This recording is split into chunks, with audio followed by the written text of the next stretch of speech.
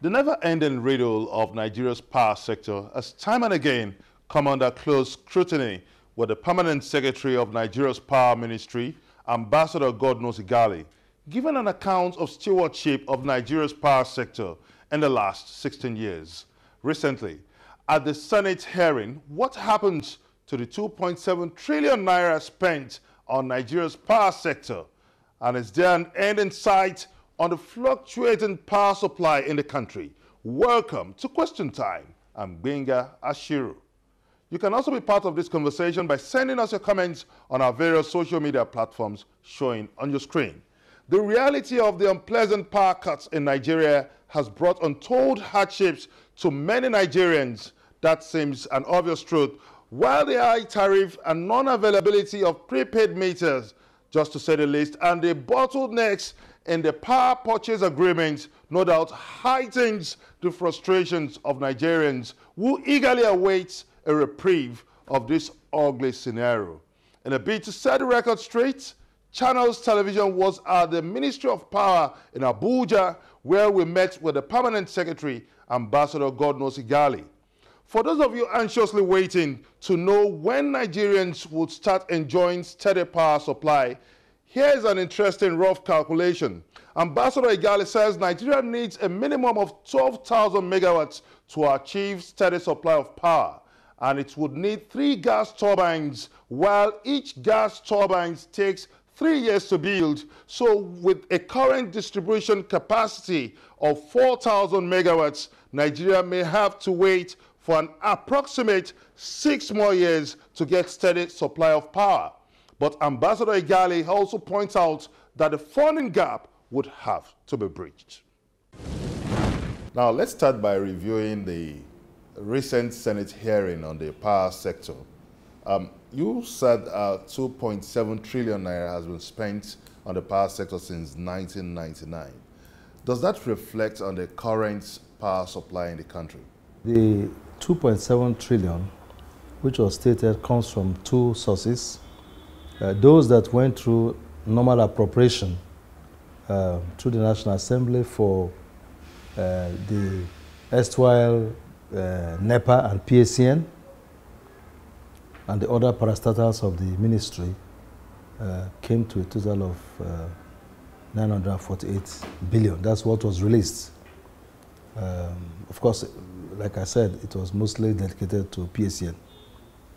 Then the other part of the expenditure was from the development of NIPPs, the integrated power plants, national integrated power plants, where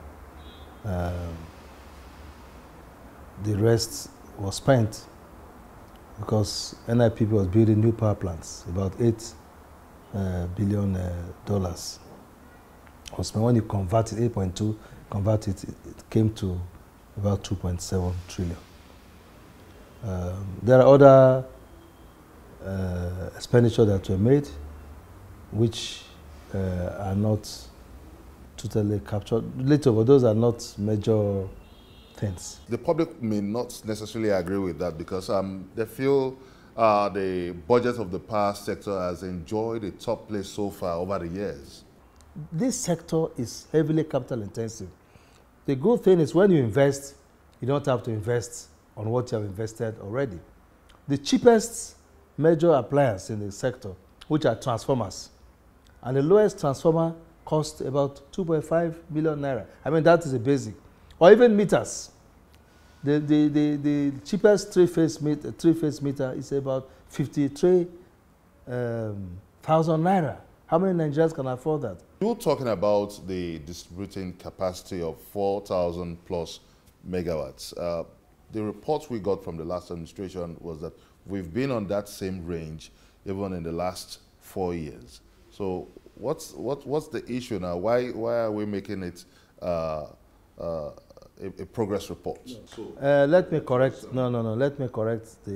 There's difference between what is generating capacity and what is deliverable.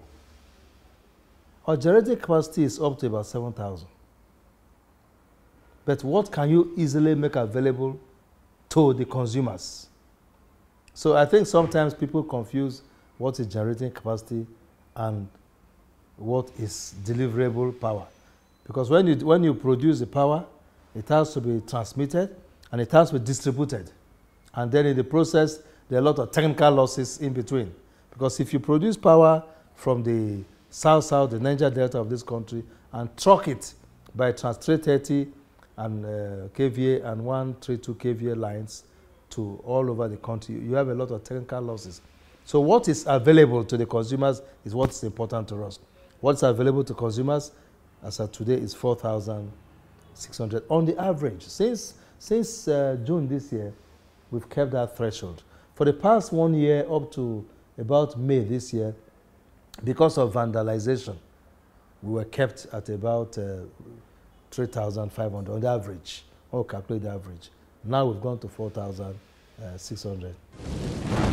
You can also be a part of this conversation by sending us your comments on our various social media platforms showing on your screen.